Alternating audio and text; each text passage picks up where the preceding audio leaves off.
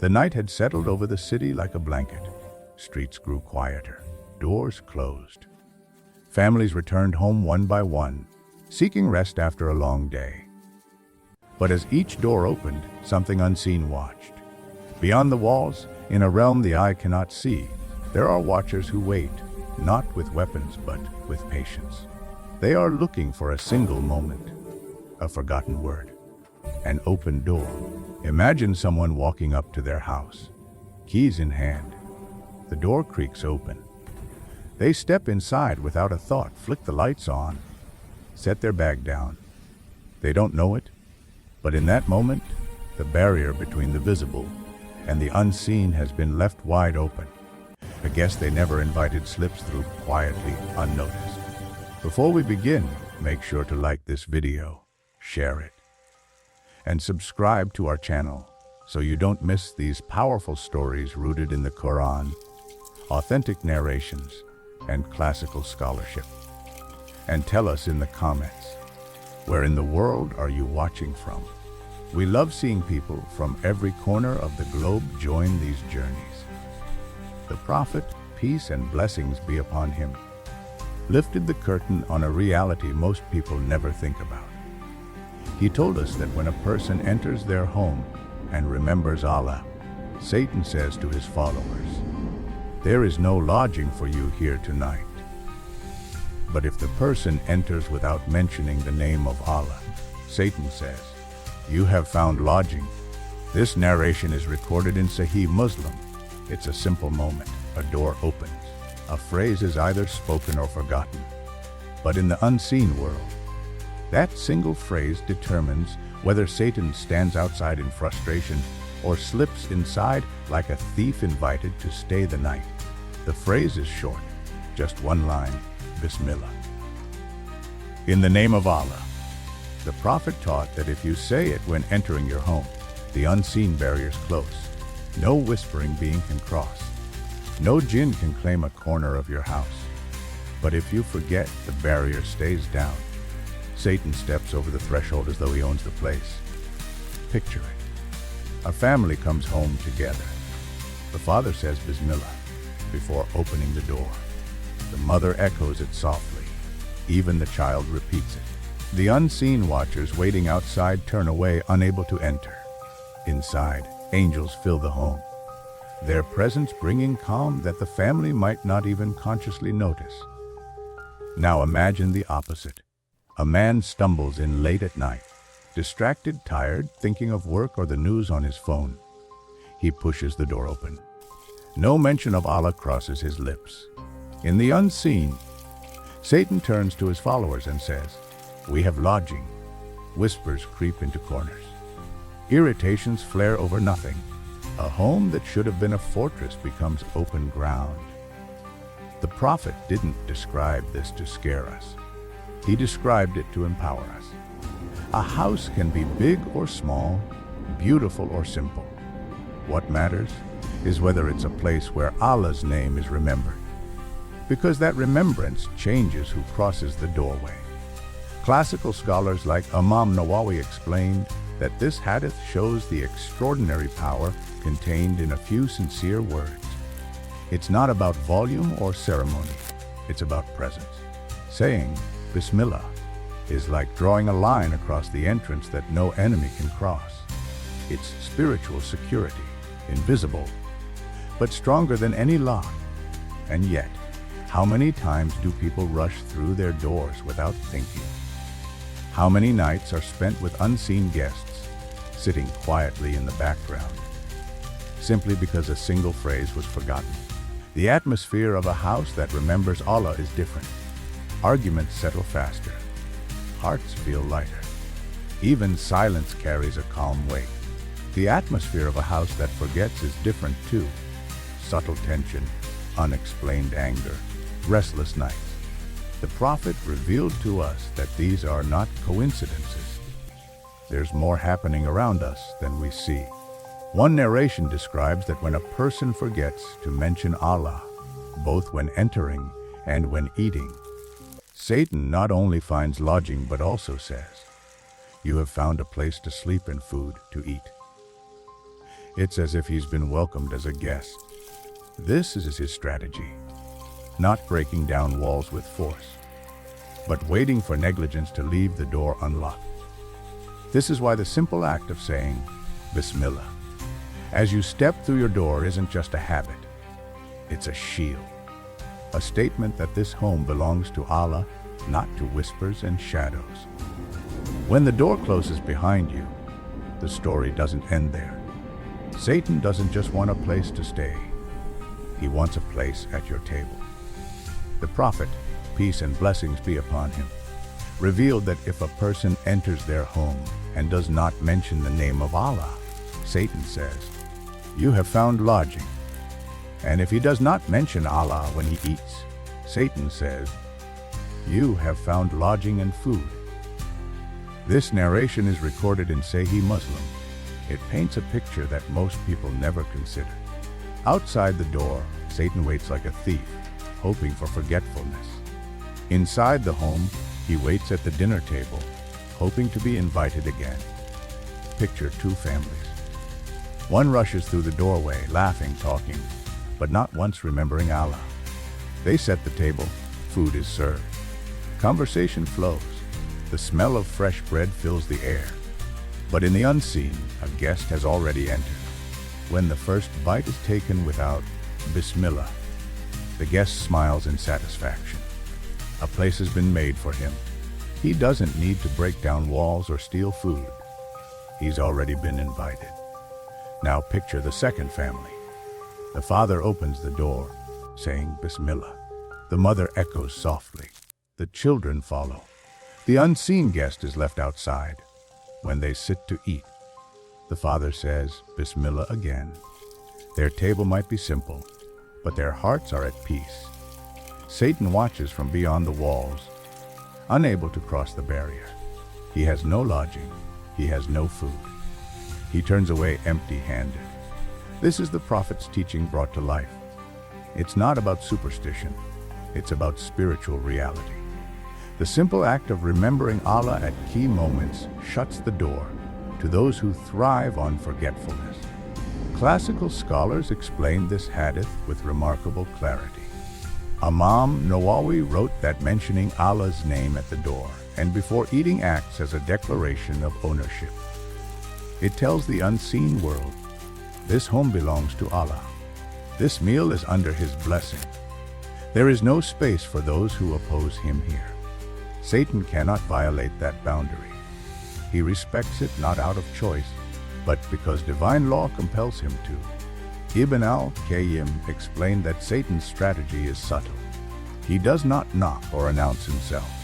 He waits. He knows that people are often distracted when entering their homes. Minds filled with work, phones buzzing, conversations flowing.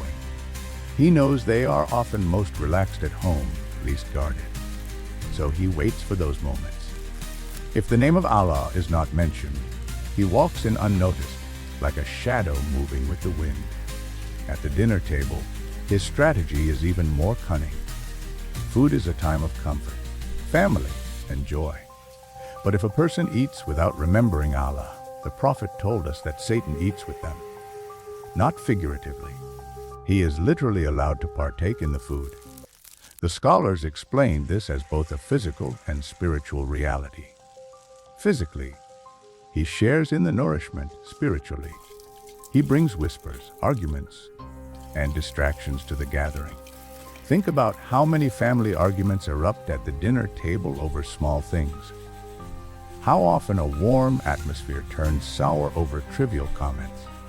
Classical scholars noted that gatherings where Allah is not mentioned are often fertile ground for whispers. A single forgotten Bismillah opens the door for an unseen guest to sit and stir hearts.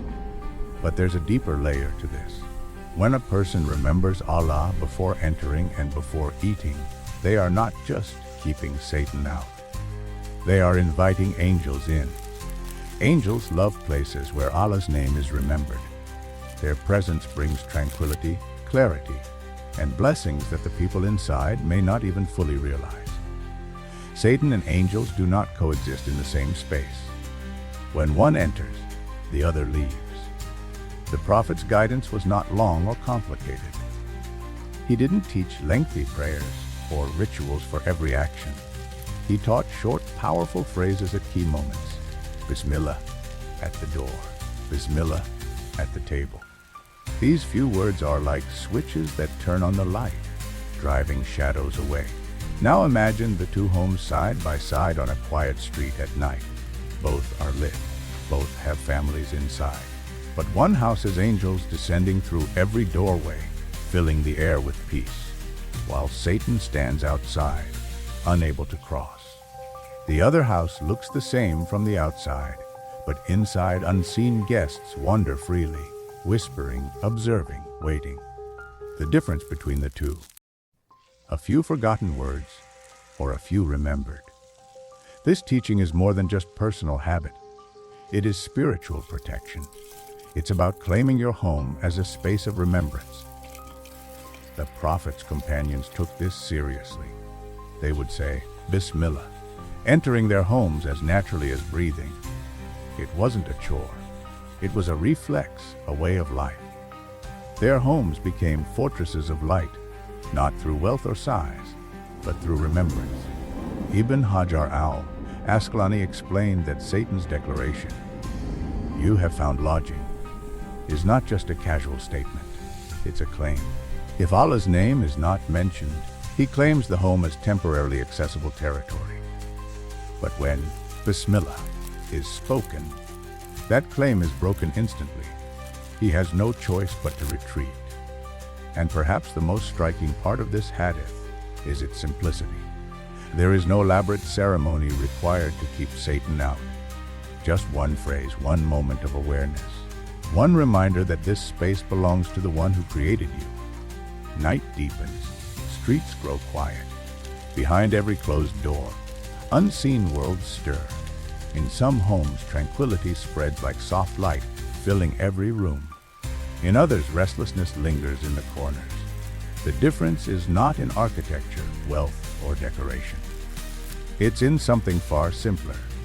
Whose name was spoken when the door opened and when the meal was served? The Prophet, peace and blessings be upon him, didn't just teach us to protect the entrance. He taught us to protect the inside. A home where Allah's name is remembered becomes a place where angels reside. Their presence brings a calmness that no candle can replicate. Conversations are lighter. Arguments resolve more easily. Hearts feel settled. Children sleep more peacefully. These are not accidents. They are the effects of unseen company. Scholars explain that when a believer says, "In the name of Allah," entering the home and before eating, it's like drawing a glowing barrier around the house. Shayṭān cannot pass it. If he was waiting outside, he turns away. If he was hoping for food, he leaves hungry. The angels, on the other hand, enter and remain, filling the home with blessings. Ibn al-Qayyim described this vividly. He said that the remembrance of Allah in the home is like a lamp in the darkness. It illuminates the space for angels and blinds the devils. Shayṭān despises places where Allah is mentioned, because every utterance of his name is like a locked gate against him. Where there is light, he cannot settle. Where there is remembrance, he cannot speak. Think of two homes side by side. In the first, the family remembers Allah at the door, at the table, before sleep, when leaving in the morning. Not out of ritual alone, but out of awareness. Their home becomes a fortress. Not a fortress of stone, but of light. Satan tries to approach, but the gates are closed. The angels stand in places unseen, their presence a constant reminder that this home belongs to the Most High. In the second home, the family rushes through doors, forgets before meals, sleeps without remembrance. Satan finds doors left ajar. He steps in, sits quietly, whispers between family members, magnifies small annoyances, fuels arguments over trivial things. The house may be large, clean, beautifully decorated, but unseen guests wander freely. The difference is invisible to the human eye, but obvious in the atmosphere. This is not mythology. This is the reality the Prophet revealed in authentic Hadith.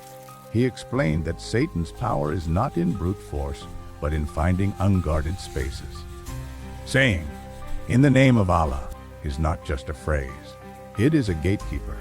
Every time you say it, a door closes on him. Every time you forget, a door opens. The Prophet taught his companions to make remembrance part of their daily rhythm. When you enter your home, mention Allah's name, he said.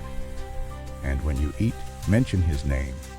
It was simple, practical, and consistent. They didn't treat it like an occasional act. They treated it like breathing. That's why their homes became spaces of strength, even when the world outside was filled with trials. Classical scholars describe the home of a believer who remembers Allah as a place where angels prefer to stay. Just as people feel more comfortable in a clean, well-lit place, angels are drawn to remembrance. Shayṭān is drawn to heedlessness. One drives the other away. When Allah's name fills a space, whispers die down. When his name is forgotten, whispers echo. You can almost imagine the unseen scene when a family enters their home. A whispering being waits outside, hopeful. The door opens. In the name of Allah. The barrier slams shut. He turns away in frustration. Inside, angels step in as unseen guests. The family goes about their evening. They talk, eat, rest, unaware of how much protection surrounds them simply because they remembered. Even the simplest daily acts become shields. Before sleep, the Prophet taught his companions to recite verses of remembrance, to say, "In the name of Allah," when turning off lights, closing doors, covering utensils. Each of these actions builds layer upon layer of protection. It is like reinforcing the walls of the fortress night after night. The scholars said remembrance turns a house into a masjid, not in the legal sense, but in atmosphere. It becomes a place where Allah is remembered, his angels frequent, and Satan cannot remain. But when remembrance is absent, the house becomes like an abandoned building at night, dark, silent, and open to whoever wanders in. What's remarkable is how effortless this protection is. It doesn't require wealth. It doesn't require complex rituals. It just requires presence, a moment at the door, a phrase at the table, a few words before sleep. This is how the Prophet armed every believer with the ability to guard their homes. And what happens over time is even more beautiful. A home where Allah's name is mentioned consistently develops a feeling. Guests who enter sense calm without knowing why. Family members feel more at ease. Tensions don't linger. It's as if the walls themselves remember the words spoken inside. Shayṭān, on the other hand, remembers too. He avoids these places. He moves on to doors where no name is spoken, where lights are dim but hearts are distracted. He looks for homes where the gatekeeper sleeps at his post. This is the secret power of saying, "In the name of Allah." It's not just a word. It's a lock. It's a light. It's a shield. It's a declaration. This space belongs to Allah. You are not welcome here. As the night deepens, some homes are surrounded by light. Others sit quietly, unaware of the guests they've let in.